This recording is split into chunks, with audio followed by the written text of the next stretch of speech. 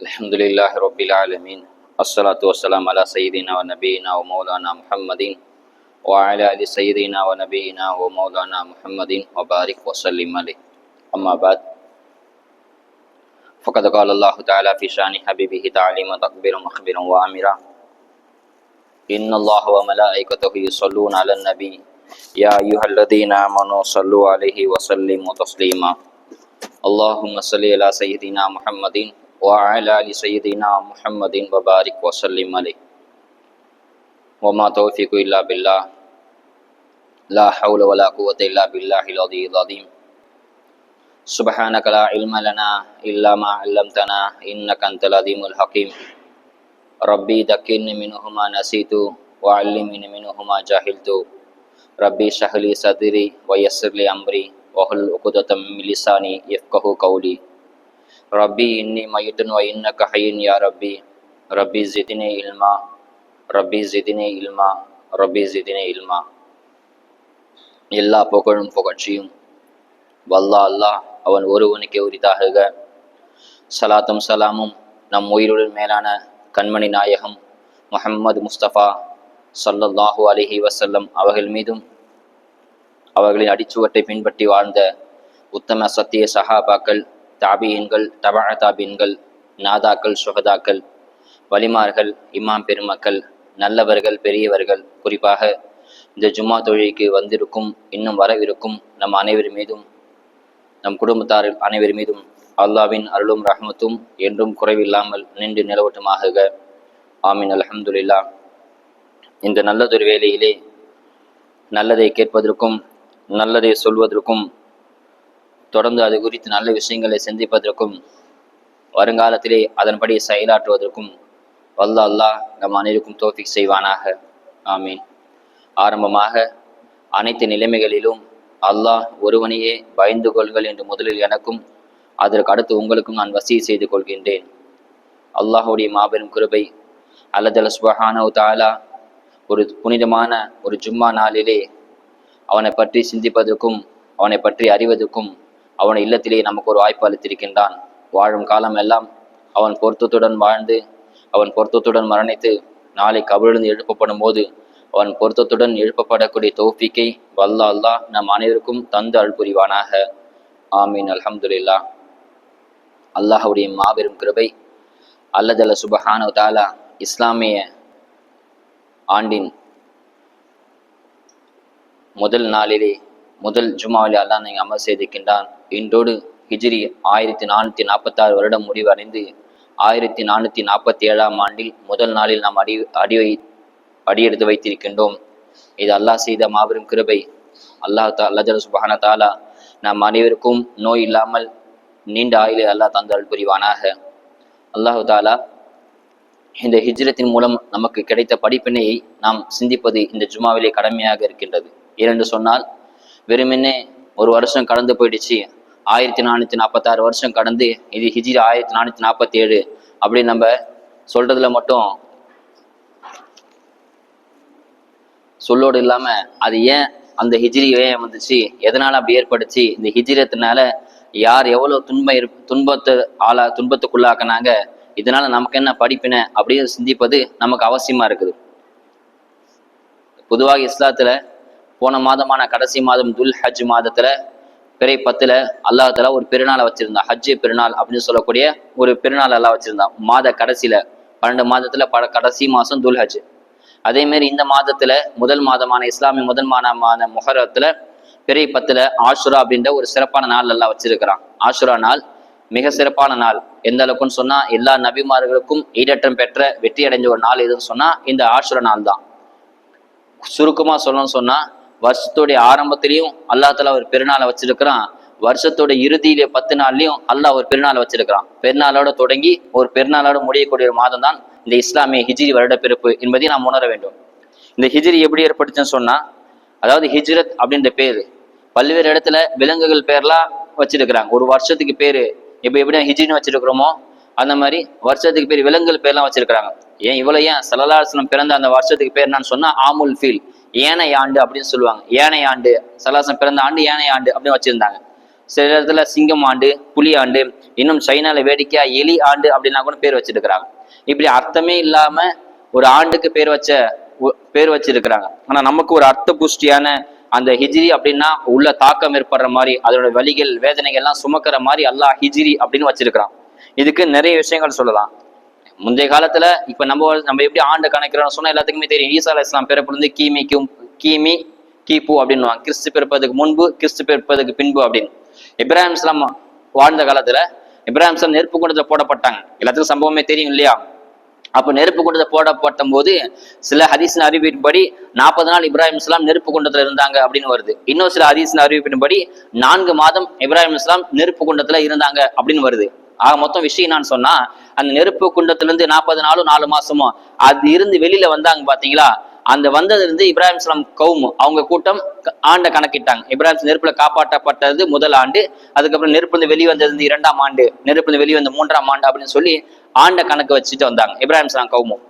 மூசா அலைஹிஸ்ஸலாம் கூட்டம் எப்படி கணக்கு வச்சுன்னு சொன்னா, அதுக்கப்புறம் மூசா அலைஹிஸ்ஸலாம் கூட்டம் எப்படி வச்சு சொன்னா, நைல் நதியில ஃபிரௌன் துரத்திட்டு வரும்போது மூசா அலைஹிஸ்ஸலாம் தடி வச்சு நைல் நதி அடிப்பாங்க. அந்த நதி சில அறிவிப்புல கடல்னு வருது. அந்த கடல் பிளந்ததுக்கு அப்புறம் மூசா கூட்டமும் தரைக்கு வந்துட்டாங்க.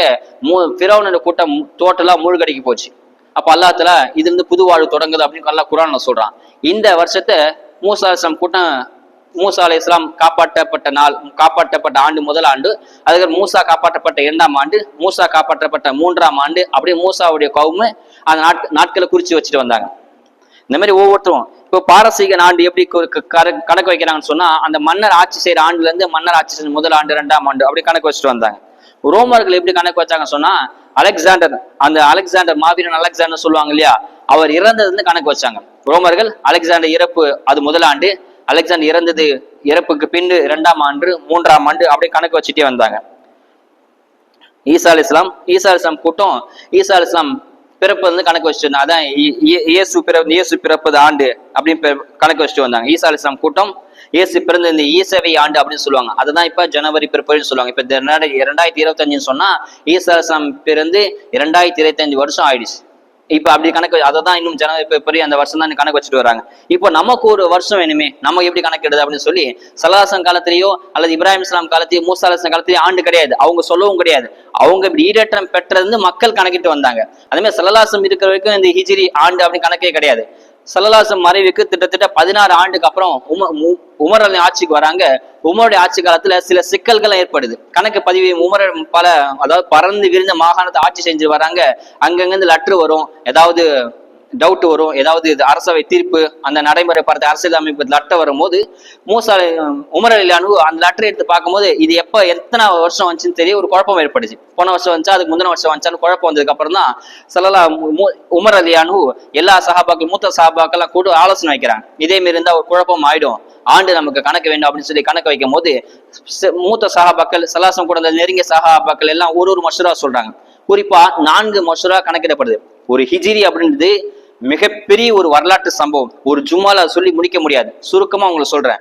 அந்த 4 கருத்தை முன் வைக்கிறாங்க. முதல் கருத்து, சல்லல்லாஹு பிறந்ததுல இருந்து ஆண்டு கணக்கு வைப்போம். சல்லல்லாஹு பிறப்பு அந்த பிறந்தது முதல் ஆண்டு, அதுக்கப்புறம் 2ஆம் ஆண்டு அப்படி கணக்கு வைக்கலாம்னு சொல்லி சில சஹாபாக்கள் சொன்னாங்க.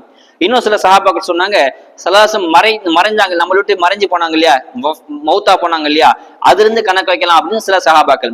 இன்னும் சில சஹாபாக்கள் சொல்றாங்க, சல்லல்லாஹு நபித்துவம் பட்டம் 40 வயசுல வாங்கினாங்க இல்லையா, அந்த நபித்துவம் பட்டத்துல இருந்து பட்டம் வாங்குறது முதல் ஆண்டு, அப்படி 2ஆம் ஆண்டு அப்படி கணக்கு வைக்கலாம்னு சில பேர். இன்னும் சில சஹாபாக்கள் சொன்னாங்க, ஸல்லல்லாஹு அலைஹி வஸல்லம் மக்கால இருந்து மதீனாவுக்கு ஹிஜ்ரத், அதாவது ஹிஜ்ரத்னு சொன்னா குடிபெயர்ந்து போதல், நாடு துறத்தல், ஊர் துறத்தல், புலம் பெயர்தல், அதுக்கு பேர் தான் ஹிஜ்ரத். இப்படி மக்கால வாழ முடியாத மதீனாவுக்கு போனாங்க இல்லையா, அதை கணக்கு வைக்கலாம் அப்படின்னு சொல்லி 4 விதமான கருத்தை முன் வச்சாங்க சஹாபாக்கள். இப்படியே மஷூர் ஆலோசனை போயிட்டே இருக்குது. அப்போதான் அலி ரலியல்லாஹு கருத்து சொல்றாங்க. அலி ரலியல்லாஹு கருத்து சொல்றாங்க. என்ன சொல்றாங்க சொன்னா, உமர்ட்ட சொல்றாங்க, அமீர் முஃமினீனே, நம்ம ஸல்லல்லாஹு அலைஹி ஹிஜ்ரத் செஞ்சாங்க இல்லையா மக்கா மதீனாவுக்கு, அதையே முதல் ஆண்டு அதுல இருந்து முதல் ஆண்டு கணக்கிடலாம் அப்படின்னு சொல்றாங்க.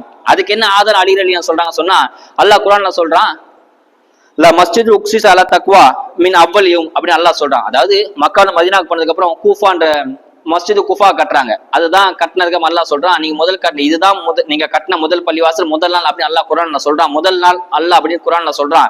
எனவே இது முதல் ஆண்டா வைக்கலான்னு அலி ரலியல்லாஹு சொன்ன உமர் ரலியல்லாஹு அதை ஏத்துக்கிறாங்க. இப்படி அலி ரலியல்லாஹு கருத்து தான் வச்சுதான் சொல்லலாம் உமர் அலியானு ஹிஜ்ரத் அப்படின்றத அந்த ஹிஜ்ரி அப்படின்னு வைக்கிறாங்க. ஹிஜ்ரத் எப்போ செஞ்சாங்களோ அதான் வருஷமா வைக்கிறாங்க. வருஷத்துக்கு பேரா ஹிஜ்ரத், ஆண்டுக்கு பேரு ஹிஜ்ரத்னு வைக்கிறாங்க. சரி, எந்த மாசம் முதல்ல வைக்கலாம்? நம்ம நினைக்கிறமே மாசம்லாம் இப்ப இருந்து வரல. சில அல்லாஹ் உலகத்தை படைப்பு வந்து மாசம் இருக்குது.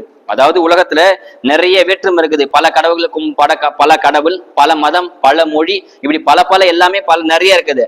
ஆனா எல்லாருக்கிட்டையும் ஒன்னே என்னன்னு சொன்னா மாதம் எல்லாத்தையும் 12 தான்.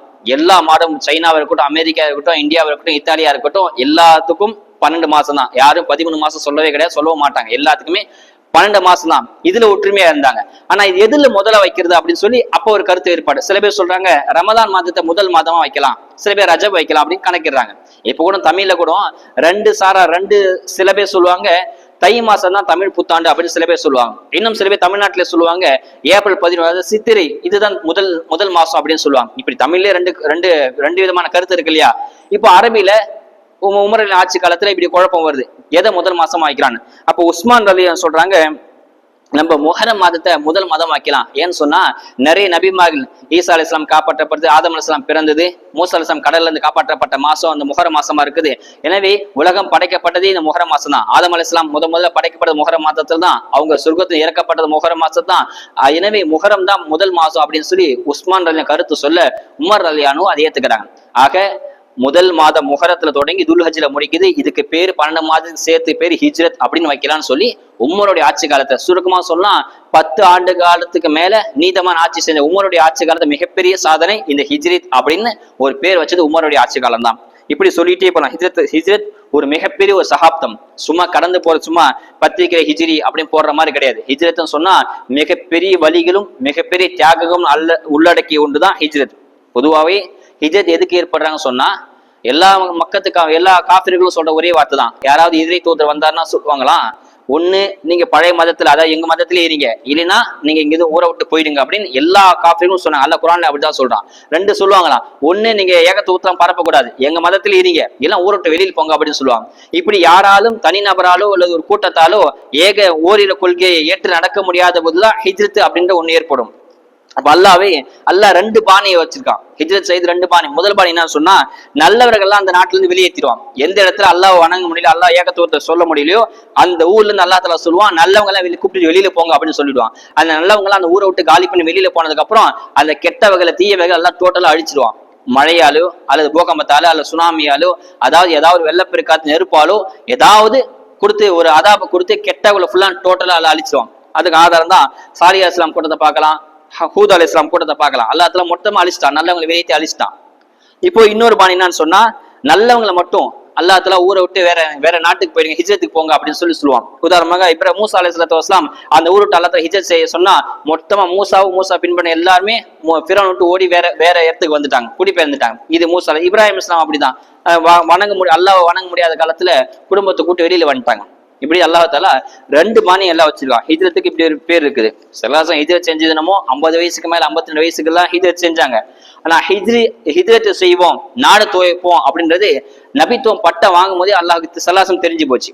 நபித்துவம் பட்டத்தை வாங்கி வரக்கா அப்படின்ற ஒரு பழைய கால முதியவர் ஒருத்தர் இருக்கிறாரு. அதாவது முந்தைய வேதத்தை கற்றறிந்த முதியவர். அவர்கிட்ட போய் சொல்றாங்க இந்த மாதிரி நான் அல்லாஹ் தஆலா நபித்துவம் பட்டத்தை கொடுத்துறான் வஹி அனுப்புறான்னு சொன்ன உடனே அவங்க சொல்றாங்களாம், உங்களை இந்த ஊர் மக்கள் ஊர் விட்டு வெளியே துரத்தும் போது நான் உயிரோட இருந்தா உங்களுக்கு உதவி செய்யறேன் அப்படின்னு சொல்றாங்க. இப்ப சலாசம் கேட்கறாங்க, என்ன இந்த ஊர் மக்கள் வெளியேற்றுவாங்களா அப்படின்னு ஆச்சரியமா கேட்கறாங்க. முகமதே ஒன்ன மட்டும் இல்ல, நீ கொண்டு வந்த இல்லையா ஓரிரை கொள்கை, இதை யாரு கொண்டு வந்தாலும் எந்த மக்களும் ஏத்துக்க மாட்டாங்க, பெரும்பாலும் மக்கள் ஊரை விட்டு வெளியே துரத்ததான் பார்ப்பாங்க. அப்படி ஒருவேளை உங்களை ஊர் மக்கள் துரத்தினாங்கன்னு சொன்னா நான் உயிரோட இருந்தா உங்களுக்கு உதவி செய்யறதாக வரக்கா சொல்லி காட்டுறாங்க. அல்லாஹ் ஆணையிடுறான். ஒரு கட்டத்துக்கு மேல வாழ முடியல, கிட்டத்தட்ட இஸ்லாம் பரவுது, அல்லாஹ் தஆலா வஹி அனுப்புறான். முதல்ல ஹதீஜா ரலியல்லாஹு அன்ஹா இஸ்லாத்தை ஏத்துக்கிறாங்க. அப்படியே கொஞ்சம் கொஞ்சமா ஏத்துக்கணும். 39 பேர் ஏத்துக்கிறாங்க. 39 பேரும் அல்லாஹ் தஆலா வஹி அனுப்ப அந்த வஹியை சொல்லி கொடுக்க இடம் கிடையாது. காபா இருந்தாலும் காபாத்துல போய் குர்ஆனை சொல்லித்தர வழி கிடையாது.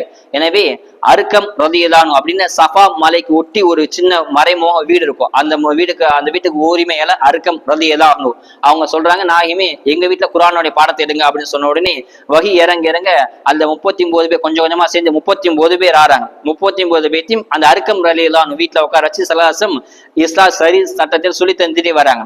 கரெக்டா 40வது ஆளா உமர் அலி இஸ்லாத்தை ஏற்கிறாங்க. 40வது ஆள் உமர் ரலியல்லாஹு இஸ்லாத்தை ஏற்றதுக்கு அப்புறம் அல்லாஹ் ஸல்லல்லாஹு சொல்றாங்க, நாயகமே நம்ம சத்தியத்தை தானே இருக்கிறோம், நம்ம ஏன் ஒளிஞ்சு மறைஞ்சு இருக்கிறோம், நம்ம நீதமா நம்ம நேர்மையா வீரமா மக்கள்கிட்ட எத்திரிப்போம்னு சொல்லி எல்லா சஹாபாவும் ஒன்று தடுத்துறாங்க. ஸல்லல்லாஹு ஒத்துக்கிட்டாங்க. 2 அணியா பிரிக்கிறாங்க. ஒரு அணி உமருடைய தலைமையிலும், இன்னொரு அணி ஹம்சா ரலியல்லாஹு தலைமையிலும் பிரிச்சு மக்கா வீதி ஃபுல்லா அல்லாஹ் அக்பர் அல்லாஹ் அக்பர் லா இலாஹ இல்லல்லாஹ் சொல்லிட்டே போறாங்க.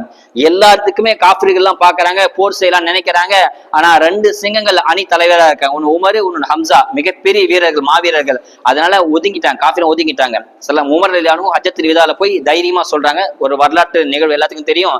யாருடைய கணவர் யாருடைய மனைவி விதவையாகணுமோ அவங்க முன்னாடி வாங்க, யாருடைய தாய் தந்தை அனாதையாகணுமோ ஏன் முன்னாடி வாங்க அப்படின்னு சொல்லி உமர் ஒரு மிகப்பெரிய பிரச்சாரத்தை ஏற்படுத்தி இஸ்லாமை வெளிப்படுத்தி உமர் இஸ்லாத்துக்கு வந்ததுக்கு அப்புறம் தான் இஸ்லாம் பரவலா எல்லாருக்கும் தெரிய ஆரம்பிச்சிச்சு. ஒரு கட்டத்தை மேல வாழ முடியல, ரொம்ப துன்பம். ஹப்பாப் பிலால் போனவங்களாம் ரொம்ப துன்பம் ஏற்படுச்சு. அப்பதான் முதல் ஹிஜ்ரத் அபிசீனியா, இப்போ எத்தியோப்பியா அப்படின்னு சொல்றோம் இல்லையா, அப்போ அபிசீனியான்னு சொல்லுவாங்க. அங்க ஹிஜ்ரத் போறாங்க. கிட்டத்தட்ட கொஞ்சம் கொஞ்சமா போய் 80 நபர்கள் மக்கா இருந்து அபிசீனியாக்கு ஹிஜ்ரத் போறாங்க. அதுக்கப்புறமும் வாழ முடியாத சூழ்நிலை தான் மக்கால இருந்து மதீனாவுக்கு ஹிஜ்ரத் செஞ்சு போறாங்க. கிட்டத்தட்ட 8 வருஷமா ஹிஜ்ரத் செஞ்சு போறாங்க. முதல் நபர் யார் ஹிஜ்ரத் போனாங்க சொன்னா வரலாற்றுல எல்லாத்தையும் துல்லியமா பதிவு செஞ்சிருக்காங்க. ஏன் இதெல்லாம் சொல்றோம்னு சொன்னா நம்ம தெரிஞ்சுக்கணும், ஹிஜ்ரத் என்னன்னு தெரிஞ்சுக்கணும். சும்மா பத்திரிகை போறது ஏதாவது நம்ம ஹிஜ்ரத்னா என்னன்னு தெரிஞ்சுக்கணும். அதுக்கு தான் அந்த சம்பவம் எல்லாம் சொல்றாங்க. நவீன காலத்தை வரலாற்றை சொல்றதுக்கே ஆள் கிடையாது, வரலாற்றை சொன்னா அதை கேட்கறதுக்கு ஆள் கிடையாது. ஏதாவது அஜத் ஏதாவது பேசுவார், சும்மா கேட்பாரு, தூக்கம் வருதா அப்படி தூங்கிடுது. சில பேருக்கு அந்த வரலாற்று தெரியதே கிடையாது. உதாரணமா ஜும்மாவுடைய சுனத்துன்னு சொல்லி அடிப்படையா 5 சுனத்து இருக்குது. யாருக்கான்னு தெரியும் தெரியல. 5 சுனத்து அடிப்படையான சுனத்து. முதலாவது குளிக்கிறது. அன்றைய நாள்ல ஜும்மாவில கரெக்டா குளிச்சிடணும், குளிக்கிறது ஒரு சுனத்து.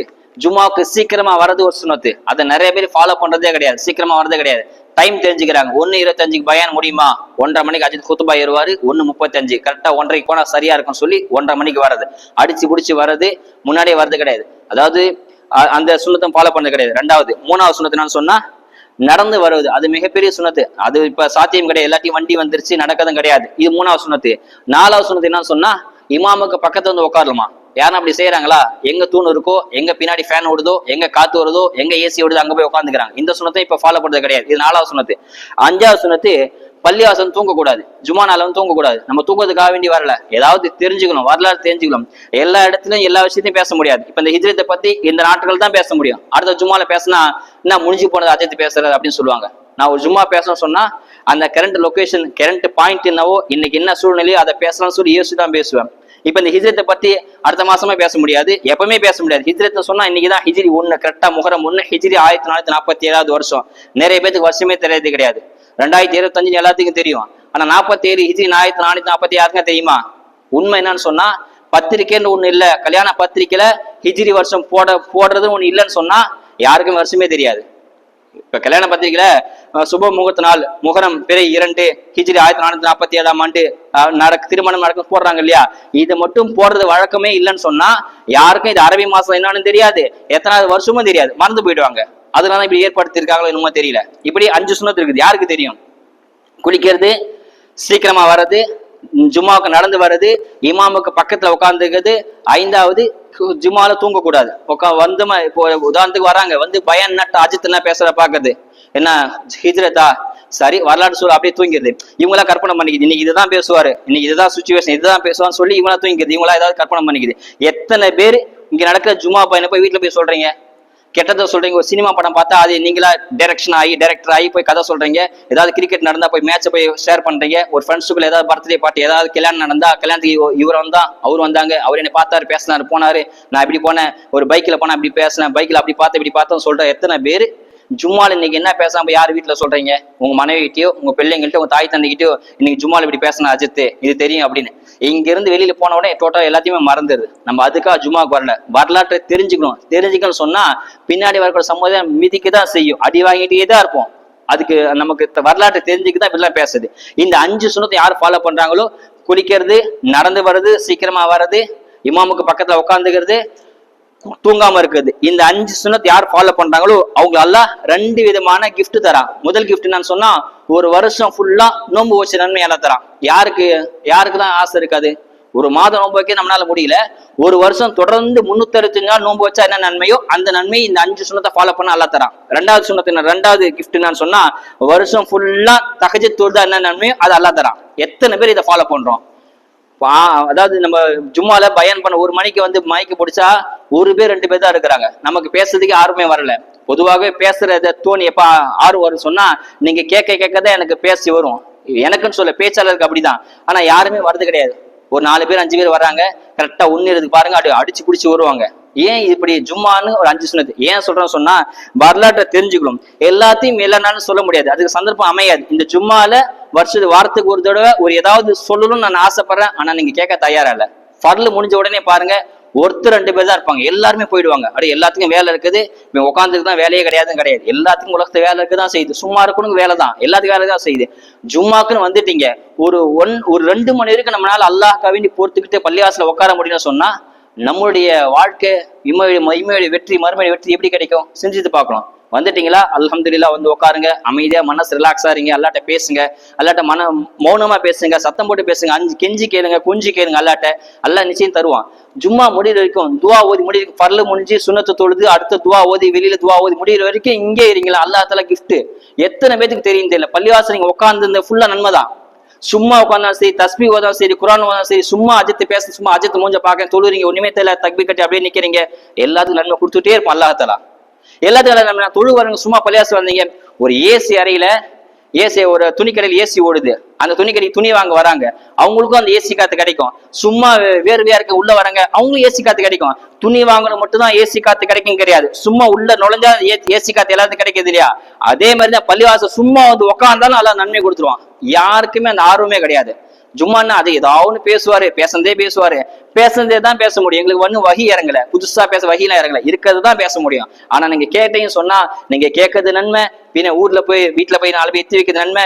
இந்த எதிர்நாள் வரைக்கும் எந்த நொடி வரைக்கும் எவ்வளவு நேரம் நீங்க பள்ளிவாசல் இருக்கீங்களோ அவ்வளவு நேரம் ரஹமத்துகள் பரக்கத்துகள் நியமத்துகள் உங்க தலைமை தூவப்பட்டு கொண்டே இருக்கும். இதெல்லாம் விட்டுட்டு நீங்க ஓடுறீங்க சொன்னா எவ்வளவு சம்பாதிச்சாலும் வாழ்க்கை நிம்மதி இருக்காது. அல்லாஹ் சுப்ஹானஹு வ தஆலா விஷயம் நான் சொன்னா ஹிஜ்ரத் எல்லாம் தெரிஞ்சுக்கொண்ட ஒரு விஷயம், வரலாற்று நிகழ்வு. இதை தெரியாம எவ்வளவு பேர் கஷ்டப்பட்டு தெரியுமா? ஹிஜ்ரத்துல மாசமா இருக்குங்க ஹிஜ்ரத்துக்கு போனாங்க. சும்மா சாதாரண கிடையாது, கிட்டத்தட்ட 2000 கிலோமீட்டர் மக்கள் மதீனாவுக்கு 2000 கிலோமீட்டர் தாண்டி ஹிஜ்ரத் செய்யறாங்க. அஸ்மா ரலியல்லாஹு அன்ஹா அபூபக்கர் மகள் நிறை மாத கர்ப்பிணி ஹிஜ்ரத் செஞ்சாங்க. ஸல்லல்லாஹு மகள் ஜைனப் ரலியல்லாஹு அன்ஹா கர்ப்பிணி ஹிஜ்ரத் செஞ்சாங்க. 120 வயசு ஜுந்துப் ரலியல்லாஹு அன்ஹு தள்ளார வயசு ஹிஜ்ரத் செய்யறாங்க. அப்ப மக்கள் எல்லாம் சொல்றாங்களா, உங்களுக்கு ஹிஜ்ரத் கடமை இல்ல, யாருக்கெல்லாம் முடியல ஹிஜ்ரத் செய்வேன் எல்லாம் சொல்லிட்டான் குர்ஆன்ல. ஆனா அவங்க கேட்கல. நான் இது செஞ்சே திருவேன், எனக்கு அந்த நன்மை வேணும் சொல்லி 120 வயசு நடக்கவே முடியல. 4 பேர், அதாவது 4 பேர் தூக்கிட்டு போவாங்களே சந்துக்குள்ள, அந்த மாதிரி 4 பேர் படுக்க வச்சு தூக்கிட்டு போறாங்க. போற வழியில வஃபாத் ஆயிட்டாங்க. அப்ப மக்கள் எல்லாம் பேசுறாங்க, மதீனால மக்கள் எல்லாம், பாவம்பா இவரு போறாலே வஃபாத் ஆயிட்டாரு, இவர் ஒருவேளை மக்கள் மதீனாக்கு ஹிஜ்ரத் செஞ்சு வந்திருந்தா அல்லாஹ் எல்லா பாவத்தையும் மன்னிச்சுப்பான். அல்லாஹ் குர்ஆன்ல சொன்னா யார் ஹிஜ்ரத் செஞ்சு வராங்களோ அல்லாஹ் முன் செஞ்சு எல்லா பாவத்தையும் எல்லாம் மன்னிச்சுறான் வாக்குறுதி கொடுத்திருக்கான். ஆனா இவர் வழியிலே மௌத்தா போயிட்டாரு, வந்திருந்தா பாவம் மன்னிக்கப்பட்டுமே எல்லாம் பேச அல்லாஹ் ஆயத்தை இறக்கிட்டான். சூரத்து நிசா அல்லாஹ் ஆயத்தை இறக்கிட்டான். ஒமை யஹ்ருஜு மின் பைத்திஹி முஹாஜிரன் இலல்லாஹி வ ரசூலிஹி, யாரு அல்லாஹ்க்காக ரசூலுக்காக ஹிஜ்ரத் செஞ்சு வெளியில நாடு தொடர்ந்து வராங்களோ வந்துட்டாங்களே போதும், அவன் வந்து அந்த இலக்கு அடைய தேவையில்லை. அல்லாஹ் தஆலா ஃபக்கத் வக்க சும்மா இத்ரிக்குமுல் மௌத்து ஃபக்கத் வக்க, அப்படி மௌத்து வந்து சொன்னா அல்லாஹ் அந்த நன்மை எல்லாம் கொடுத்துருவானாம். உதாரணத்துக்கு இஹ்ராம் அழிஞ்சு ஹஜ்ஜிக்கு போற சொல்லி இஹ்ராம் அழிஞ்சு போறோம், போற வழியில வஃபாத் ஆயிட்டோம், ஹஜ்ஜிக்கு போல, காபாவை பார்க்கல, மதீனாவை பார்க்கல, மக்கா மதீனால காலடியை வைக்கல, போற வழியில் ஃபிளைட்ல மௌத்தா போயிட்டா சொன்னா அல்லாஹ் அவருடைய பாவத்தை எல்லாம் மன்னிச்சிருவான். நீங்க நாடு அந்த நீயத்துக்கு அல்லாஹ் கூலி கொடுத்துருவான். நீங்க அல்லாஹ் அதான் அல்லாஹ் சொல்ற வரான், இவர் ஜுந்துப் ரலியல்லாஹு அன்ஹு மதீனாவுக்கே வரல, ஆனா வரவழியே மௌத்தா போயிட்டாரு. அப்படி மௌத்தா போனாலும் அந்த நீயத்துக்காக அல்லாஹ் அவருடைய எல்லா பாவத்தையும் மன்னிச்சு அல்லாஹ் வாக்கு தரான். அல்லது ஒரு புனிதமான ஒரு நாள் முஹர்ரம், இந்த மாதம் முதல் மாதம், இந்த முதல் மாதத்தை பத்தி நம்ம தெரிஞ்சுக்கிறோம். ஹிஜ்ரத் மிகப்பெரிய ஒரு தாக்கிரம், ஹிஜ்ரத்துல மிகப்பெரிய நிறைய பேர் அதுல தியாகம் பண்ணியிருக்கிறாங்க. அபூபக்கர் குடும்பமே தியாகம் பண்ணிருக்குது. அபூபக்கர் ரலியல்லாஹு அந்த ஹிஜ்ரத்துக்கு பிளான் போட்டது முஹஞ்சிர் இன்ஜினியர் யார் சொன்னா அபூபக்கர் ரலியல்லாஹு அவங்க தான் பிளான் போடுறாங்க. ஸல்லல்லாஹு கூட்டிட்டு போறாங்க, போற வழியா சவுர் குகை, எல்லாரும் சமூகத்தையும் சவுர் கோயில் ஒளிகிறாங்க. குனிஞ்சு பார்த்தா ஸல்லல்லாஹு அபூபக்கருக்கு தெரிஞ்சிடும். ஆனாலும் தைரியமா இருந்தாங்க. ஸல்லல்லாஹு சொல்றாங்க, லா தஹஸன் இல்லா மானா, அபூபக்கரே பயப்படாதீங்க, நம்ம கூட அல்லாஹ் இருக்கிறான். இந்த ஒரு ஆயத் எந்த சூழ்நிலை வந்தாலும் தப்பிக்கவே முடியாது, மாட்டிக்கிட்டோம், இனிமே அவ்வளவுதான், நம்ம கதை முடிஞ்சு நினைக்கும் போது அல்லாஹ் தஆலா சொல்றான், லா தஹஸன் இல்லா மானா. ஸல்லல்லாஹு சொன்ன அந்த வார்த்தை, எதுக்காகவும் பயப்படாதீங்க, அல்லாஹ் நம்ம கூட இருக்கிறான். இந்த ஆயத் வாழ்க்கையில எந்த சூழ்நிலை வந்தாலும், எந்த காலகட்டம் வந்தாலும், எப்பேற்பட்ட இடையூறு வந்தாலும் அல்லாஹ் நம்ம கூட இருக்கிறான் அப்படின்றத நினைச்சீங்க சொன்னா அல்லாஹ் நிச்சயம் நான் காப்பாத்தோம். அல்லது சுப்ஹானஹு வ தஆலா வரலாற்றை தெரிஞ்சு அதன் பேர் நடப்பு தௌஃபீக் அல்லாஹ் தஆலா புரிவானாக. அஸ்ஸலாமு அலைக்கும் வரஹ்மத்துல்லாஹி வபரகாத்துஹு.